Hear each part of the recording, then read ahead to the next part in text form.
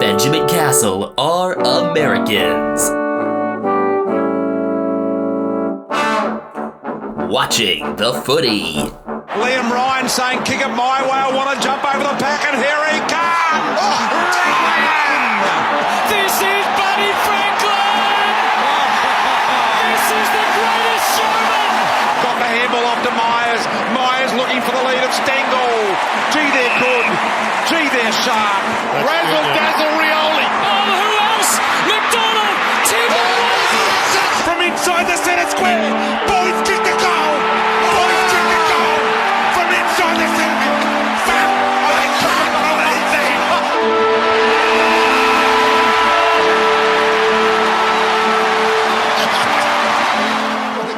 Good time of day, everyone, and welcome to episode 190 of Americans Watching the Footy, our round 18 preview. I am that dumbass who's going to be walking a lot. I'm Ethan Castle, coming to you from South San Francisco, California, alongside Brian Harambe. I'm home. Long enough away, and you're going away again? Yeah, just got a wedding to go to this weekend. So that means I will be watching our Friday, Australia Saturday's set of games in Morro Bay. And then I'll be catching up on Sunday's games after the fact. I'm Benjamin, and coming to you from San Diego like normal.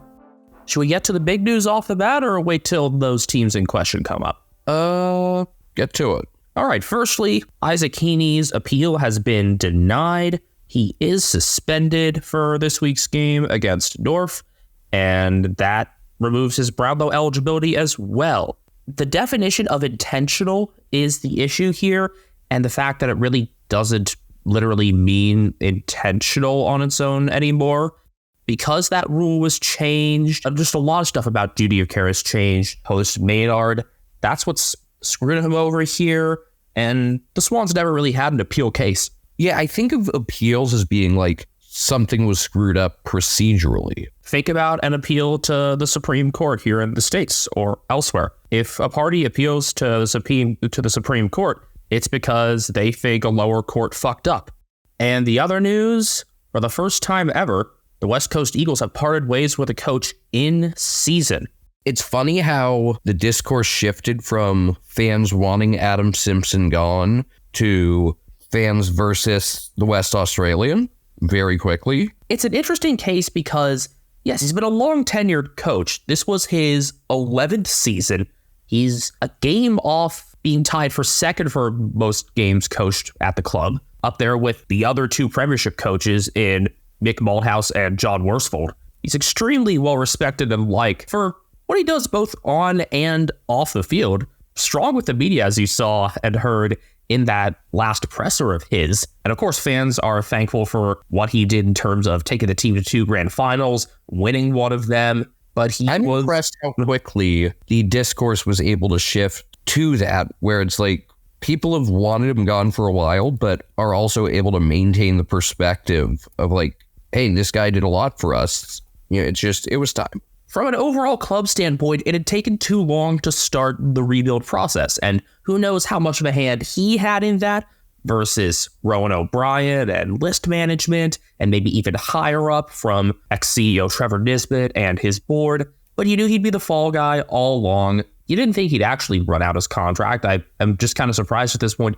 that it happened in season. I do want to see him in media, considering the strengths that he has in his pressers, and just be able to shrug off a lot of criticism as he has. I think Mitch Woodcock is the front runner for main character of the week as of now. Yeah, I very much enjoy like Simpson's humor, and I think, yeah, he would be a great media character. Wonder if he might bring back Little Boris. Apparently he's going to be tossing the coin this week. Way to set him up for failure. And, he was offered a farewell game and said, nah, no thanks. Now, the last coach to have a proper farewell game, I guess, was Leon Cameron a couple years ago. And it seemed like that departure was more on his terms. It's a tricky art to figure out, how to go about having a situation with a lame duck coach. It's like, if they're not going to see out the end of the year and just do like that one extra game, it gets kind of strange and awkward at times. And probably awkward as well for the rest of the coaching staff that's sticking around at least through the end of the year. The caretaker coach is Jared Schofield. He was a port assistant before joining the Eagles staff in 2022. He was also a 3-time Premiership head coach for Subiaco, which means he coached Dom Sheed and Liam Ryan, among others, in the Waffle. Now, though, it's on to the 9 games. Plenty overlaps this round. 4 games on FS2, starting with Collingwood and Geelong at the G. 7:40 p.m. local time, 5:40 a.m. Eastern, 2:40 Pacific for American audiences. This will be the 30th of 32 meetings at the G since 2006, and 6 of those meetings have been finals. I like the most recent of those finals. That was a fun one. Actually, the most recent 2 finals have both been pretty fun. I think the 2022 qualifier, is that the best overall final we've seen at this point, or would you give that to... There are a few solid candidates there. The Sydney and Collingwood one from 2022, Brisbane and Richmond from week 1. I still think you can make a case for that West Coast Collingwood final in 2020. Their most recent final, the Eagles, it was a double-up last year with the Pies sweeping. A 5-0-0 fourth quarter buoyed Collingwood to a 22-point win in round 1. That was one of Taylor Adams' finest games of the past few years for Collingwood. And then in round 22, an 8-point win for the Pies, in which Jack Ginnivan only supplemented the already really, really strong pressure. Darcy Moore got injured in the first quarter of that game, and the defense held on. I don't have too many positive memories out of these matchups last year, though I do remember Jeremy Cameron going off in that second meeting. That was also one of Max Holmes' stronger games as well, but Cameron kicking 7-4 was probably the biggest individual story that wasn't an injury. He had a couple of 7-goal games last year, including that one. Collingwood will be welcoming back Jamie Elliott, John Noble, and Reece McGuinness. Elliott hasn't played since round 9. He was dealing with a circulation issue in his foot. Meanwhile, Noble was concussed. Darcy Cameron and Isaac Quainer remain in the side. Injury scares near the end of last week's game. They're fine for their second Friday in a row. I don't understand why they aren't shoring up anything defensively here, unless the strategy is McGuinness going in as a tall forward to enable Billy Frampton to move back. We don't have much of a tell on that, as both McGuinness and Frampton are listed as starting on the bench. I'm just surprised that there's no defensive like-for-like with both Charlie Dean and Jeremy Howe going out, in addition to Brody Majacek with his torn pec. And I guess that kind of rhymes. The only way it would make sense to me is Frampton having more of a defensive job. I'm really feeling a late Chris Scott change this week. First off, not having Mitch Nevitt back in and having him listed among the emergencies, I would think if he's good to go, he ends up slotting in for Jai Clark. And then he had said Jed Buse might get a game this week. Buse listed as an emergency. Could be one where you just manage Zach Toohey. That's the one that seems obvious there, especially with Stewart pushing more into the middle. Just capable players pushing into the middle there in general from the Geelong back 6. That would probably be an easier switch to make. I'm a little surprised to see no Mark O'Connor. Who would the tagger be? Could it be Sean Manna? He's listed at full forward, but I like the idea of the guy who had like 14 tackles last week going into a tagging role. That would at least make some sense. The Cats are 4.5-point favorites. If Geelong wins, I see it being a higher scoring affair. Why is that? Because I don't really see either team benefiting so much from a specific style. I'm just concerned about Collingwood's defensive depth, particularly on the tall side. And if they keep getting peppered with entries against them, at some point they will crack, I think. Even if you do have Frampton going in the back, I think it's going to be a pressure first game. And Collingwood had trouble asserting that last week as well. Just 4 tackles inside 50.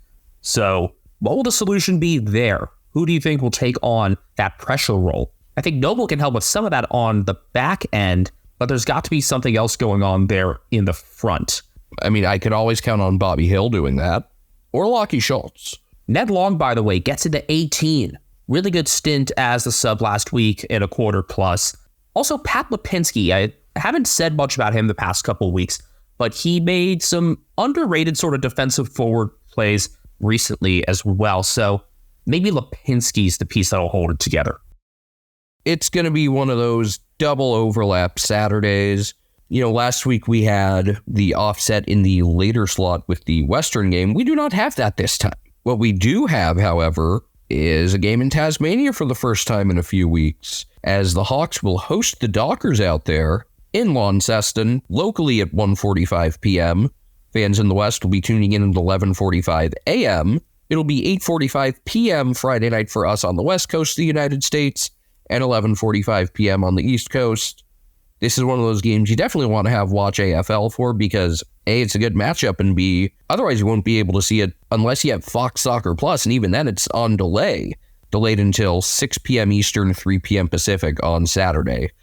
Dockers have won 6 straight head-to-head meetings. Their one meeting last year was round 24, a 37-point Freo victory where Tom Emmett kicked a couple goals, and both Andrew Brayshaw and Caleb Sarong racked up 30-plus disposals.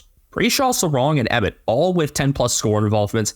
Emmett has not seen the AFL Oval in a while. I really like what he's able to do as a pressure forward, but there have been enough pieces there to assert themselves over him. Bailey Banfield's picked up the pressure, definitely, and I know that there are contract talks swirling around him.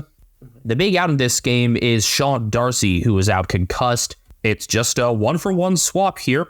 Pat Voss in after a 6-goal performance for Peel Thunder. So you would think Luke Jackson's going to have the overwhelming majority of ruck time then, which, look, we've seen a lot of really good results out of Jackson in that role, so I wouldn't be concerned by that. It will be a fun juxtaposition with Lloyd Meek getting a game against his former side.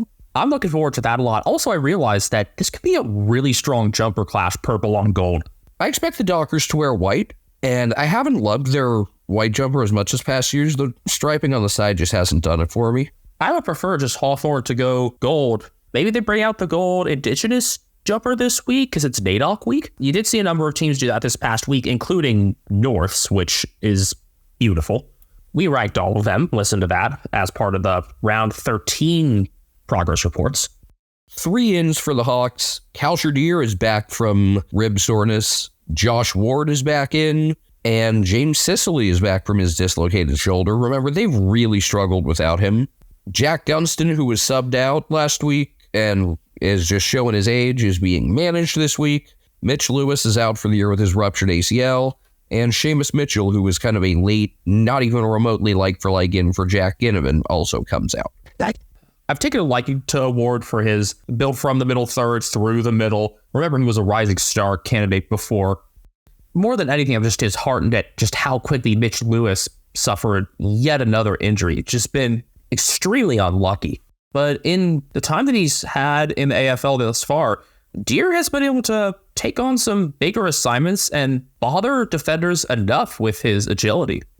I've referred to him as a guy who really impacts contests, even if he's not the one taking any mark or getting a spoil. And with Alex Pierce still out, I think that may be especially significant.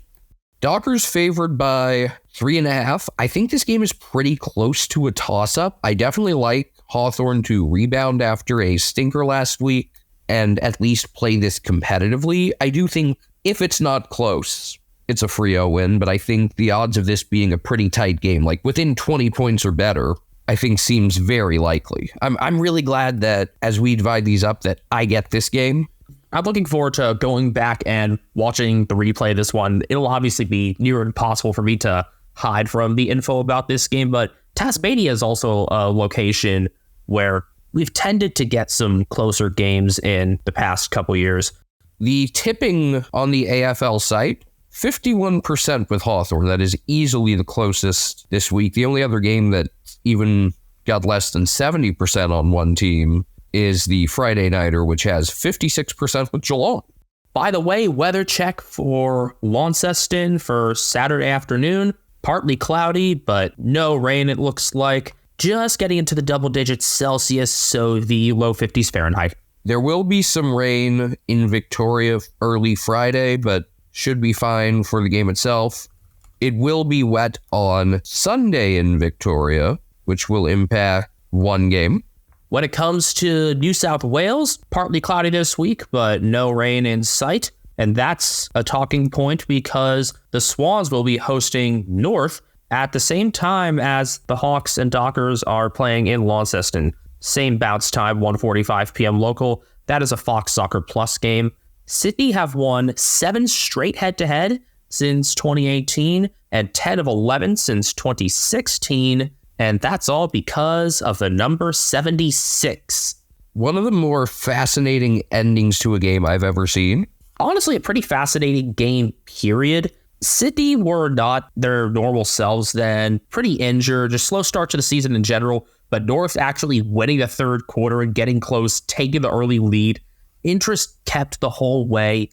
And then Will Phillips was called to the bench for the 75th interchange, but at the same time, Liam Shields was cramping, and that's where the interchange breach came in. Remember, the rule for that is when that's spotted by an interchange steward, they alert the field umpires at the next stoppage, and it's a free and 50. Now, based on where the ball was at that time, already being inside Sydney's 50, it meant Hayden McLean had a goal square shot for the win. Well, you know my belief. I think they did a mistake getting rid of the old head count rule. The idea of just you lose all your points. And I think it would have been funny to apply to that as well. You think an interchange breach should also result in loss of points? Probably not, but it would be funny. But I do remember just like a bit of amazement, and on one hand, just like being really amused by how that game ended. But on the other, I remember feeling really bad for Brett Ratton because he was filling in for Clarkson at the time, and it was easily the closest they came to winning under him. Now, had the head count erased all of North's points, I still don't think it would have gotten a pick 1. Now, not even close. They still would have been nearly 15% ahead of West Coast. I think the West Coast games against Sydney and Adelaide really did it. And I think there were a couple other pretty bad ones, but those two really stood out. How about against Carlton with Curnow going off as well in both? Oh, yeah, I guess there were a lot of triple-digit losses. We've still had just the one game in the entire season decided by triple digits. And I do not think that this game will be one of them. And the biggest reason for that is that George Wardlaw's back. Wardlaw straight in for Will Phillips? I've liked his work not just in a tagging role, like just as an ordinary player. I think he's been pretty good as well. So I don't entirely get this decision. Neither do I, Ed, with Isaac Heaney out suspended because, again, the appeal failed. Would have been easy to say, straight to Warner. I also think Warner would be the type who could get really hot-headed if he is tagged. You know, you try to tag Errol Golden, it probably won't faze him because he's that type of guy. Warner, though? I do think this is a team where you can totally justify not tagging someone because it's like, if you tag one, there's still, 5 other guys to worry about. What do you expect? Golden pushes more into the middle? I think that depends on how much Callum Mills pushes. He's in for his first game of the season. Remember how he got hurt? Wrestling with a teammate, I believe. Yeah, wrestling with Jacob Constanti, who has yet to make his AFL debut at Mad Monday this past year, tore his rotator cuff. It's actually a pretty decent recovery time for a rotator cuff. And here's where, as frustrating as the last couple of weeks have to be for Swans fans, this is kind of the benefit, is now it's a lot easier to get Warner and Parker in. Because before it was like, who do you take out? Now that you've actually lost a couple games, makes those decisions a little easier.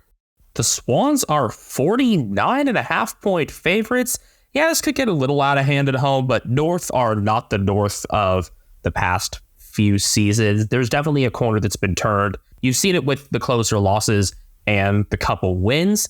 Maybe they're bound to have a total stinker, but I don't see this getting anywhere more than, 60, 70 if it gets that bad?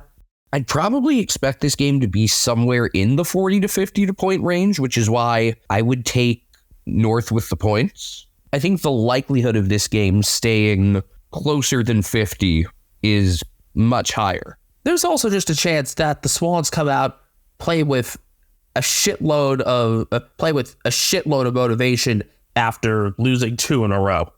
If it does get out of hand, watch for them to try and give Logan McDonald every shot. The middle Saturday game, I guess it's not the Liam Jones game because he's hurt. I mean, you still could call it that, but I think of it as more of the Ashley Hansen game, considering he was the Footscray Premiership coach at the VFL in 2016 and he's been a really strong assistant since. He's been one that's been thrown out there as a potential candidate to be the Eagles hire. He was an Eagle himself for 7 years. The Bulldogs and Carlton under the roof in that in that normal slot, 4:35 p.m. local for Americans, 2:35 a.m. Eastern Saturday, 11:35 p.m. Pacific Friday on Fox Sports 2. These teams usually meet at Marvel, and this will continue that. This will be the 18th of 21 times they've been there since 2007. When these teams met in round 9 last year, it was a simpler time.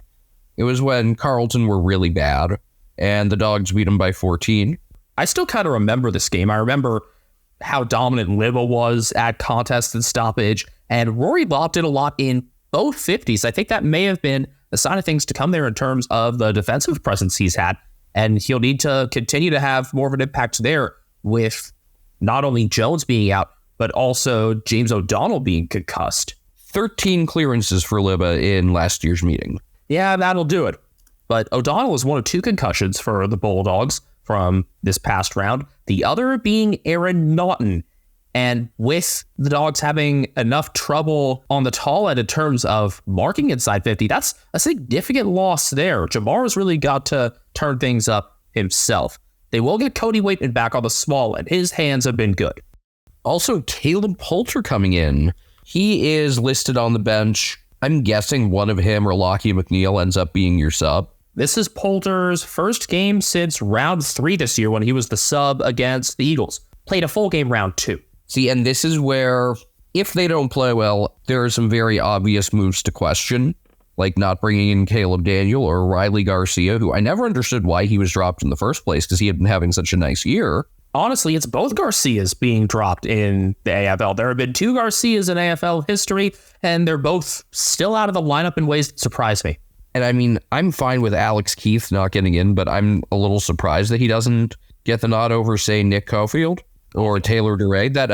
That back line. Now, Rory Lobb is listed at halfback, and he's actually, I know I haven't watched the game against Port yet. I know you said he was one of their few bright spots, right? Am I making that up, or is that something you said? That's right. Capable in terms of the man defense, but doing more as a sweeper there. Well, I think it makes sense for them to try to get multiple games in a row in for Caulfield, see if they can get some stability there. I know Keith was dealing with a hamstring complaint going into this game, so maybe that's another reason why they didn't give him a spot, although he is an emergency. A backline of Duray, Caulfield, and Thomas does not inspire me, especially against Mackay and Curnow. And that's as much as I like Buku, and I think he could have a pretty good bounce back game. I still just, I'm not exactly encouraged. Oh, it's not just Mackay and Curnow. This is an extremely tall Blues lineup. Plus, the milestone is Patrick Cripps' 200th, and a damn good first 199 he's had.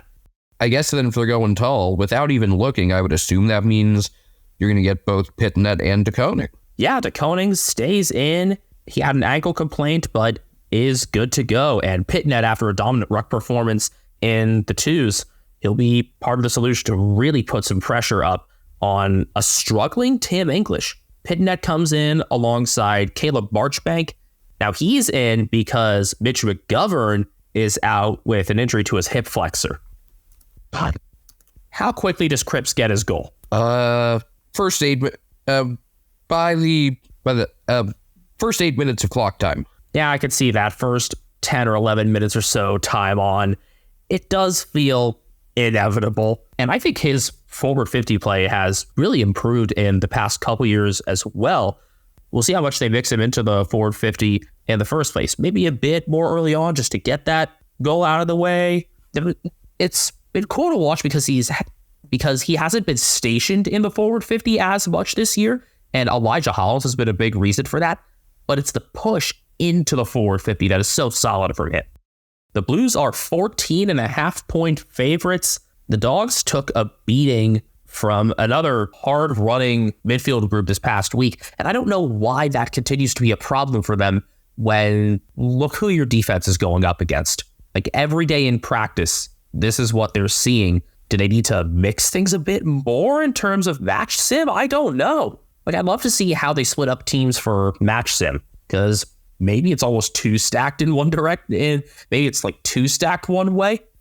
Knowing the Dogs' inconsistency, I would be much more inclined to just play with logic here and back in Carlton if the Dogs hadn't looked so bad last week. I believe you said in the last episode that within a 3-week span, you expect the Dogs to completely shit the bed once and perform way above expectations another time. Part of me thinks just logic and injuries are going to win out and Carlton wins this game by, say, 19. But part of me thinks the Dogs just come roaring back and it's like the high-end talent absolutely dominates. I'm hoping that's what happens, considering that if it doesn't, I'd be very scared of them doing that at Geelong.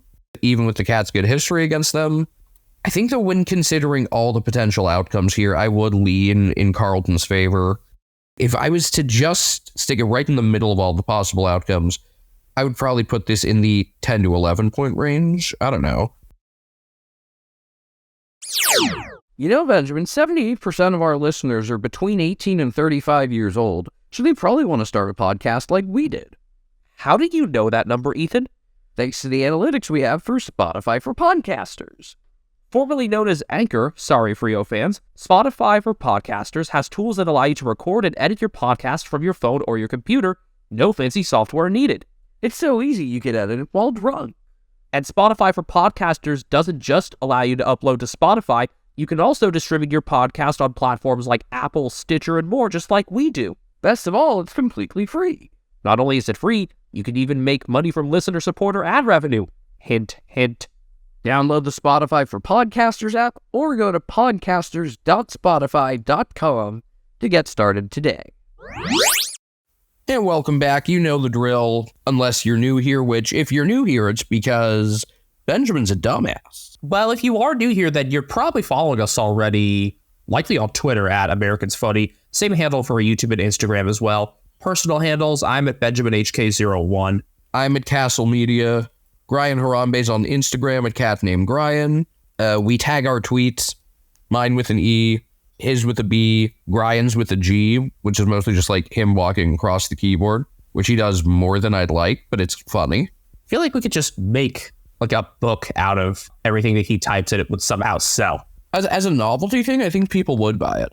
We don't have any more updates at this time about plans for your walk. I won't really be able to figure out exact dates until my finals schedule is set for fall semester. For those of you who may not remember, I am in San Diego because I am in the Master's and Teaching Credential program at USD. So are you still looking more at the winter window?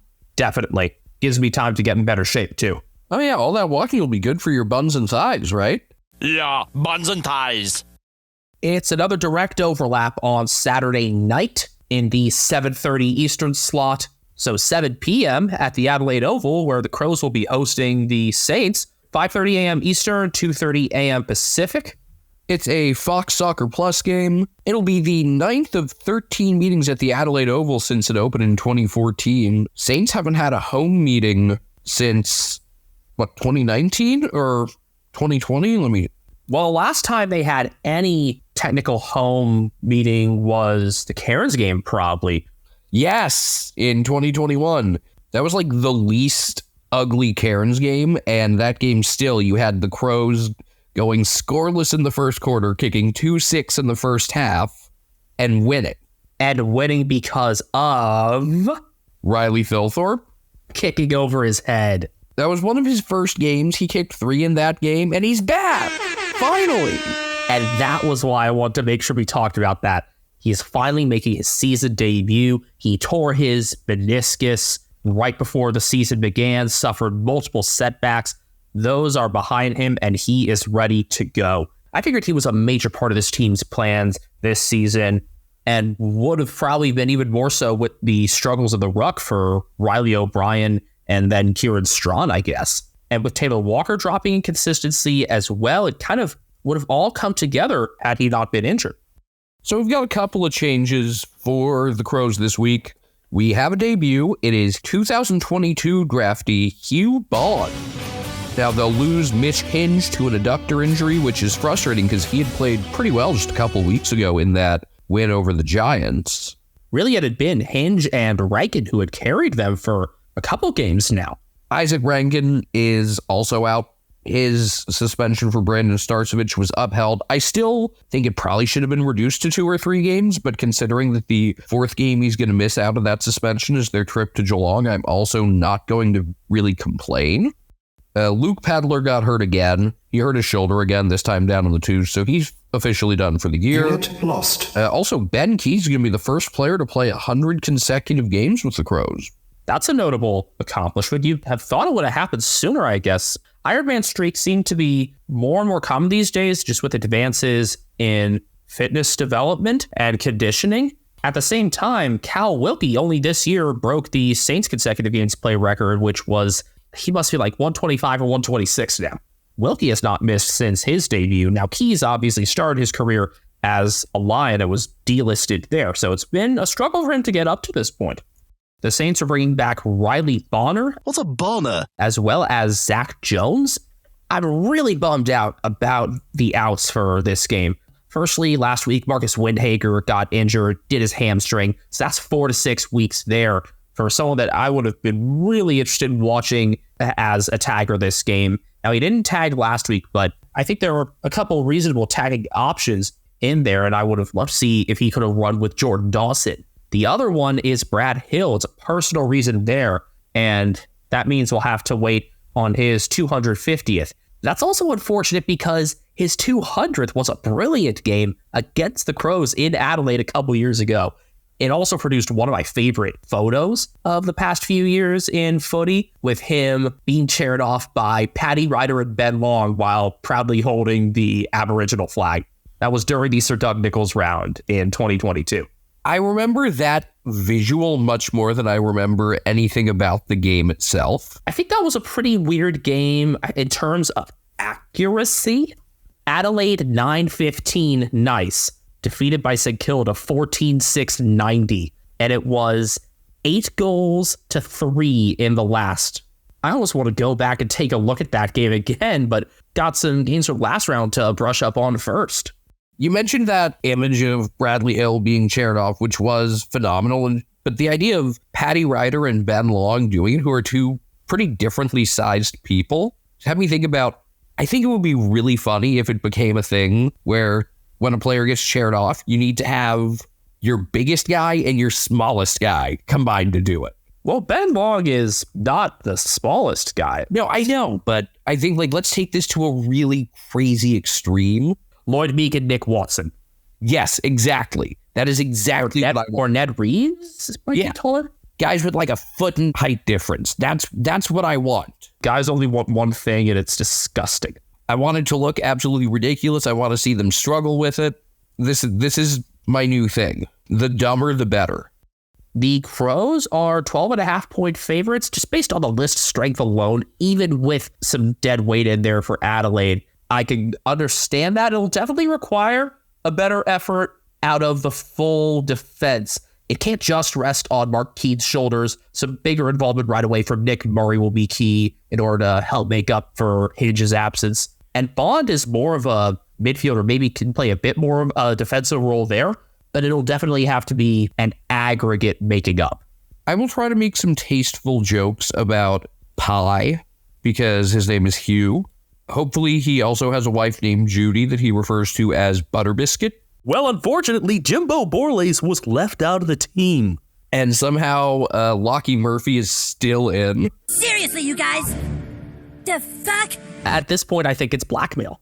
So I hadn't watched these last couple Crows games. I still got to watch their game against the Lions. But even their win against the Giants, where overall they played really well. God, Murphy's just awful. I hate to rip on a guy like this, but the amount of bad kicks and bad turnovers and just, even if I wasn't looking for it, I think it would have stood out. When we were splitting up, the overlap games, I actually specifically asked for this game, even though now, as it turns out, both teams are pretty much done for.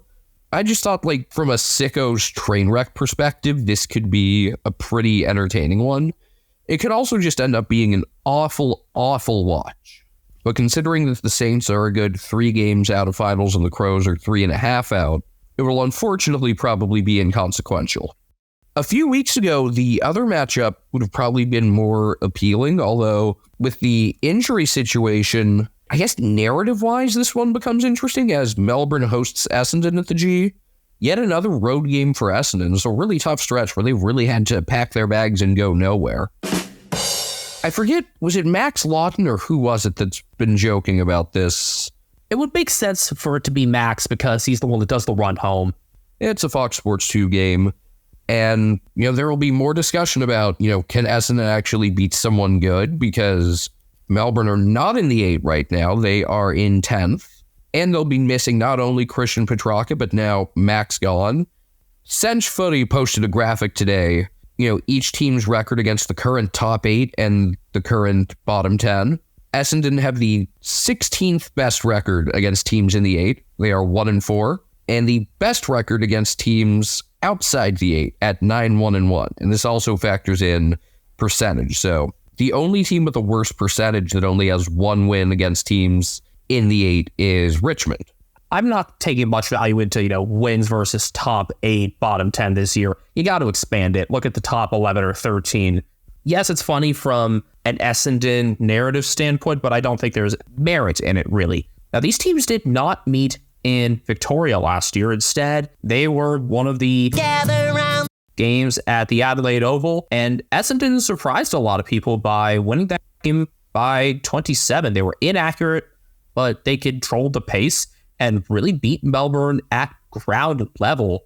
Plus, Kyle Langford had one of his kind of glue games. We could joke about players being the glue, but Langford is definitely that in terms of Essendon's forward third. The other thing I remember about this game is Adam Tomlinson repeatedly getting punked. It's funny because this year I've really liked him. And that he's hardly been in. Not in the lineup this week. In fact, just one change for the Demons, and it's not to bring in a ruck. Tom Fullerton is an emergency. Tom Fullerton, the former basketballer? The very same. Maybe this is a later in situation because Harrison Petty is returning from his hamstring injury, and he is listed as the ruck. The follower line in Melbourne's lineup goes Petty, Viney, and Salem on ball as a follower? Okay. Here's the thing. We started out friends. We talked about this in our round 17 recap. There really isn't a proper ruckman that was available for Melbourne to choose. Yes, there were proper ruckmen to choose. Fullerton has had enough of a ruck job in the VFL. Plus, Will Verrill has been talked up more and more these past few weeks. So there were opportunities there, but it'll just be at this point Petty and probably some pitching in from Jacob Van Rooyen and Tom McDonald to go up against Sam Draper. Makes sense, of course, that Goldstein stays out for Essendon. No real need for a second ruck. They just have one change and it's defensive. Yeah, Dyson Heppel in for the managed Jaden Laverde. The Bombers are 10.5-point favorites. Now, I could see them winning this game in a variety of ways. It could just be the midfield being too powerful and as a whole being more efficient than Jack Viney has been. Because that's been the real issue there. Viney's been able to win at stoppages, but hasn't had the greatest disposal off of those. And while Clayton Oliver's been better, he hasn't been able to fully make up for Viney's poor hands, plus obviously Petrarca being out. I think the version of this game that Melbourne wins is one where their defense is just impenetrable between May and Lever. I think it also involves a strong defensive forward job by Jake Melksham and Bailey Fridge potentially chipping in as well. Melksham definitely did take Jeremy McGovern out of the game a good bit this past week, and we saw what Fridge was able to do to keep Harris Andrews occupied a couple weeks ago. I think that's an underrated part of his skill set. Maybe Melbourne haven't explored that enough before either. And Daniel Turner, I could see doing some of that too, because he's really switched from defense. He also just signed a 2-year contract extension, by the way. I feel like I said, lower scoring game needs to be the situation for a D's win. So how about, I want you to try to complete this sentence. Essendon will win if they score at least blank number of points. 83. I was going to say something around 81, so that makes sense. I feel like, yeah, anything into the mid-80s and up, I cannot see the D's winning. I might have made this analogy before. It's sort of like, setting a target to chase in cricket. Like if I'm Brad Scott, I might just look at this game as a race to, 85 or something. I've seen people talk about first to something like 86 or 87. It's like in college basketball, it's first to 71. I want to see, is there a solid rule there in the AFL over the past 5 to 10 years? I feel like we could enlist Emlyn Brees or Liam Crowhurst to help us with that. Our first of 3 games Sunday is a matchup that I usually don't give any attention to at all. Usually sounds terrible on paper, but I've actually been looking forward to this year. And in fact, if we look way back to, it was probably round 2 or 3 or something, I decided we each had to pick a game that we thought was going to end up in a draw this year. And this was the one I picked. So will we get to draw 4? Probably not. The odds of it aren't high, but it would be really cool if I called it and it actually happened. And just considering the history of this matchup, I think this could be really funny no matter what happens, with Gold Coast hosting Port Adelaide at good old People First. The Suns have never beaten Port on the Gold Coast. In fact, their only ever win against Port was in their first ever meeting, round 5, 2011 at Amy Stadium. That was Port Adelaide versus the Bye. The Bye won by 3 points, in fact. The Power have won the 14 most recent meetings, including 2 of them in Shanghai. Now, the 2022 encounter, round 15, in Adelaide, was a 2-point Port win, closest meeting between the two sides. I think they held on late after getting up comfortably, if I recall. That sounds right. I remember Sam Powell-Pepper just being huge, getting a big tackle on Tuke Miller, and not a well umpired game. There was a questionable lack of an insufficient intent call. I'd rather think about that meeting than last year, where Port won the third quarter 9-1. Actually, interesting thing about that, though, 9 different goal scorers in that 9-goal third quarter. The Suns will not have Jared Witz, his back injury still keeping him unavailable. And they also won't be having Sam Day or Tuke Miller, both out for at least a month. We do know they'll be bringing back Mal Roses for the first time since round 5, and that ups their watchability. Roses had experienced multiple setbacks from his hamstring injury. He got in a couple games under his belt in the VFL before re-injuring it. Finally good to go again. Up to this point, he's played 42 AFL games and started off this season pretty hot, kicking 8 goals in his 4 games. Extended bench includes Lloyd Johnson, who I believe was just extended. Is that right? He did sign a 2-year deal, yes, so he could backflip all he wants. Good. I like watching him. This is undeniably a list with very watchable individuals. It's a matter of stringing everything together as a team, and I'm still confused as to why, for example, Braden Fiorini remains out when he can fix a lot of problems on the wing, and if needed, could push inside. You could split that kind of fourth midfielder option between him and Sam Flanders. Could be useful in terms of managing that top group there. But despite getting all sorts of the ball in the twos and showing his capability in the top flight, he is not in this week.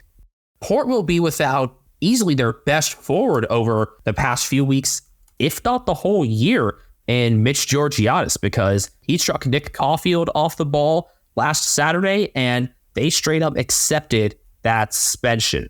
Georgiadis leads the Powers goal count by 7. He has 27 off the back of his bag of 5 this past week. Next are Todd Marshall with 20, Darcy Byrne-Jones with 18, and Willie Rioli with 17. Now, Rioli did not play this past week in the twos, something personal there, and he has been omitted from the AFL side yet again. What I like about Rioli, in addition to the goal-kicking ability, is the ground pressure that he can put on, and I definitely think some of that has been lost this year between Willie having limited time and Sam Powell-Pepper having torn his ACL. Byrne-Jones can't provide the pressure on his own, so the more players that can push up and really and impact things on the ground, the better. I think that's an area where if Jason Horne-Francis might even increase his impact, it could be in terms of active forward pressure. When Travis Boak pushes forward too, that could be a real solution. Or if they bring in Jed McEntee, who's part of the extended bench. I think just knowing how the Suns have played and knowing how like their ground level forwards have thrived, I think what might end up pushing this game in the Suns' favor is, the presence of a Mal Rosas versus the absence of a Willie Rioli. Well, the Suns are 5.5-point favorites. And yeah, this Port defense is not great at dealing with ground pressure either. I want to see if the Suns could really rattle Logan Evans, because he's looked pretty secure in his first 3 games, and he's had a lot of responsibility kicking out of the back. So if they could get to him, I think that would mean a lot. Richmond and GWS. The Giants making a couple trips to the G near the back end of the season. They will also be meeting the Demons there in a couple weeks' time. This is the normal national TV and Fox Sports 2 slot, 3:20 p.m. local, 1:20 a.m. Eastern Sunday morning, 10:20 p.m. Pacific Saturday night for Americans. The Tigers, for the first time, are 18th at the start of a round.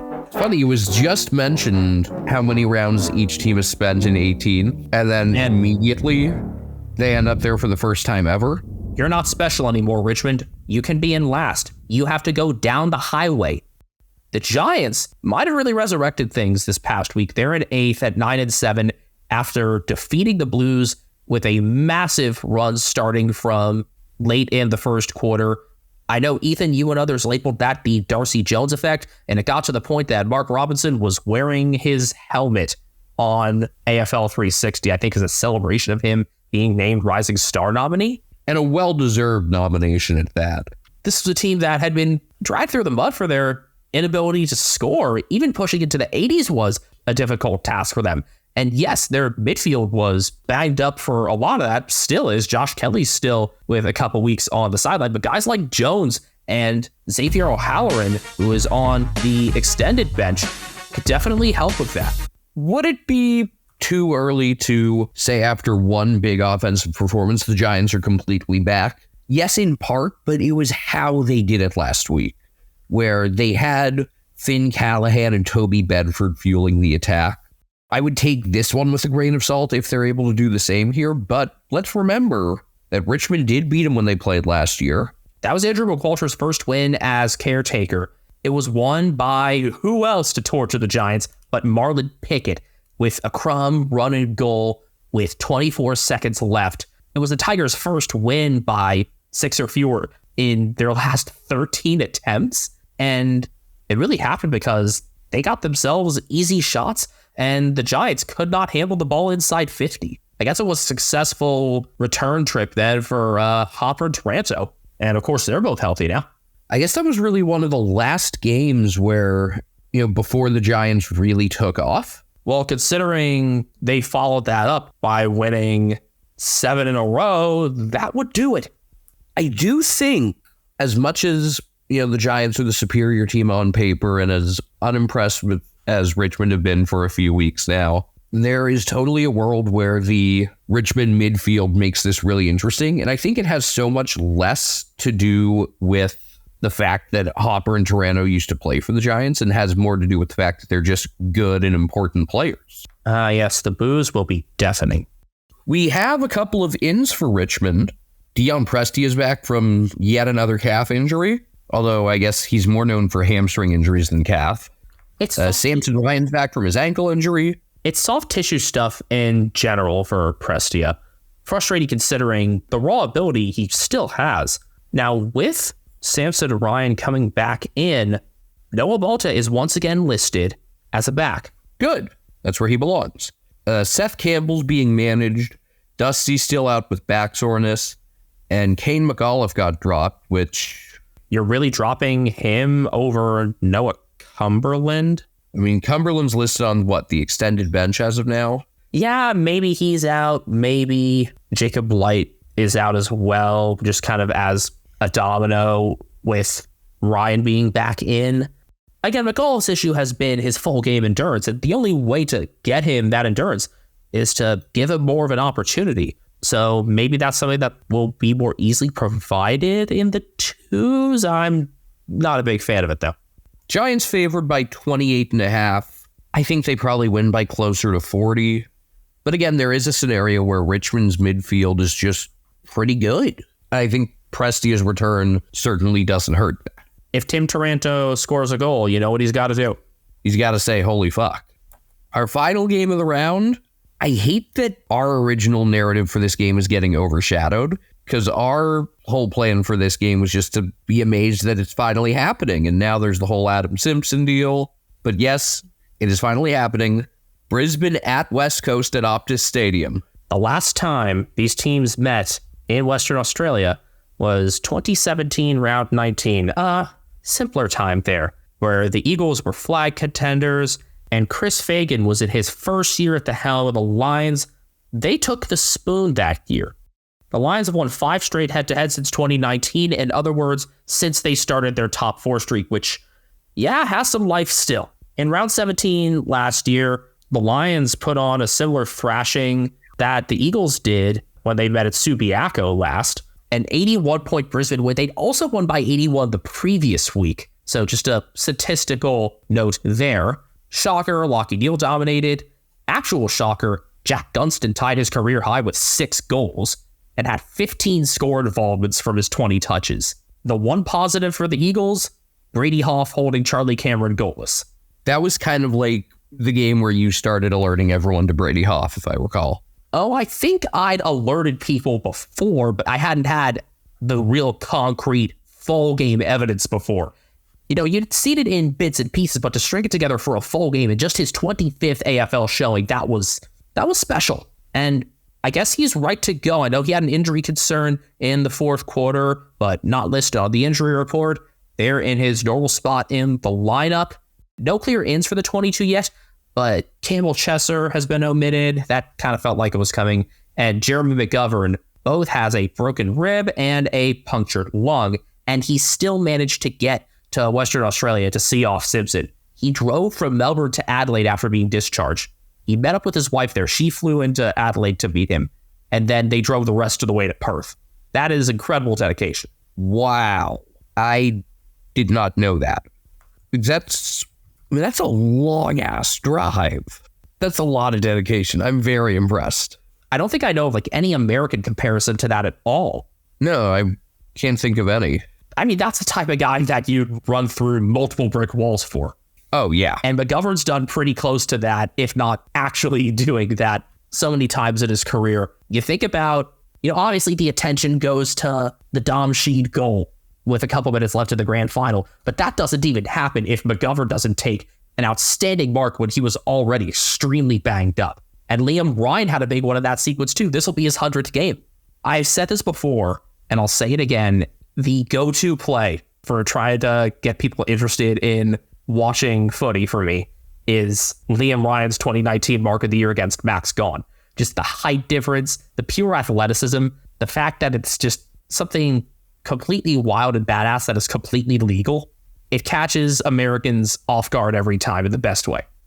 On the extended bench, the Eagles also have Jai Culley, Luke Edwards, Ryan Merrick, and Zane True. I would hope for all of those except Luke Edwards to get in. Meanwhile, Harry Edwards is in to replace McGovern.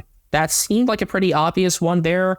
And maybe it also means Josh Rotham goes out. I've been calling for Harry Edwards to be permanently in the group instead of Rotham or potentially Witherden.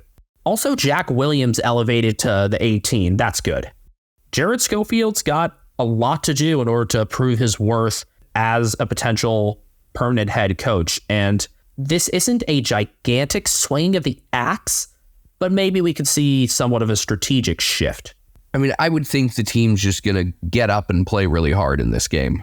I don't know if it's going to do much to actually impact results or performance, but I would think they're going to play a lot harder than they have the last couple weeks. I think that seems like a pretty reasonable assumption.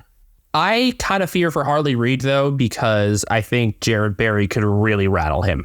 Reid has not yet learned how to just shrug off the fact that he's being tagged. He's pretty easy to rile up still. I mean, I feel like that's a good thing for someone his age to have to work with, though. It is. It's trial by fire, and I hope he's up for it. It'll be Barry's 150th as well. He's definitely stepped up a lot in the past 15 months. For Brisbane, we know that Dara Joyce is back in because Jack Payne now has bone stress in his right foot and will be out 4 to 6 weeks. The prior game he had gotten in was not very good, so quick chance for redemption. Maybe they'll actually get a full game for our guy Shadow Brain. I'm not even going to chant his name until they give him a real game. Brandon Starcevich is out concussed. Jackson Pryor, Devin Robertson, and Darcy Ford are also on the extended bench. So, I mean, you could go play pretty tall with Ford, but I don't really see a matchup need for that. Would you consider a late change to manage Big O? No, I don't think that's needed. If you do want to look ahead, it's a pretty big matchup for him next week. I'll just say that. Lions favored by 30.5. I would probably expect them to win by more, but you know the Eagles are going to be motivated for this game, and it is still a trip out west. The Lions could just be rattled by the fact that they're actually playing the Eagles out there. I would think they win by 30-40, but I think the Eagles are going to put up an effort that makes people like at least satisfied. By the way, just thinking about this whole fixturing thing, the split between Western Australia and Queensland makes no sense whatsoever. I believe the WA teams are making one trip to Queensland, and yet you see the Lions repeatedly go out west, at least to play Freo, and this year they're going out there twice. Who knows, maybe even a third time. I could totally see Freo and Brisbane like be an elimination final. You think neither of them make the top four? I think Frio's chances of making the top four at this point are pretty darn good. Let's see how they cope with these couple injuries here. Maybe a semifinal matchup would make more sense then. Just don't let the Lions get hot. Shit, they've already gotten hot. Now, our main character for this week, as I mentioned near the top of the episode, Mitch Woodcock is off to a pretty roaring start. Mostly just because he's been getting flamed. Firstly by Adam Simpson, then by netizens all over after Jacob Waddell tried to make this weird Mitch Woodcock safe space on Twitter, and it just resulted in more people piling on both of them. I thought he was joking. I don't think so. I also enjoy seeing Eagles and Dockers fans unite, along with the rest of the AFL world just being so pissed off about how the West has handled this whole thing. There's no way at this point that the things that they're doing aren't just clickbait, right? I would think, but it's not super well done clickbait thing. I mean, the best clickbait is when you can't tell it's clickbait. I mean, this is kind of one of those man, this is so stupid. Are they just trolling? So is it good clickbait? It's kind of in that gray area. If it's not Woodcock, though, who might emerge as the main character this week, even? I feel like the Dogs Blues game is a good possibility for something to come out. They did give a bit of a spotlight to Dr. Zimmerman last week on the broadcast just because he was so busy. But you know what? I'm going to go with, because he's always at the center of something positive or negative, I'm going to go with James Sicily. First game back, either plays really well to lead the Hawks to a win or gives away a really important free kick that ends up costing him the game. And or gets suspended? Yeah. Already happened once this year. Who are you going with? Peter White. I think for similar potential for polarity there, either he humiliates Melbourne with a bag, or he gets way in over his head and does something really stupid. Also another player who's been suspended before this year. All right. I think that just about does it, yeah? The editor is still deliberating. By the way, props to David Zeta. This was supposed to be his week off. It was not. He's got about half a week off now. I do really want to meet the man when we make our pilgrimage. Find us on Twitter at Americans Footy. Hopefully we'll have more details about Benjamin being stupid and walking soon. I am at Castle Media. I'm at Benjamin HK01. My nephew is at Cat Named Grind on Instagram. And good time of day.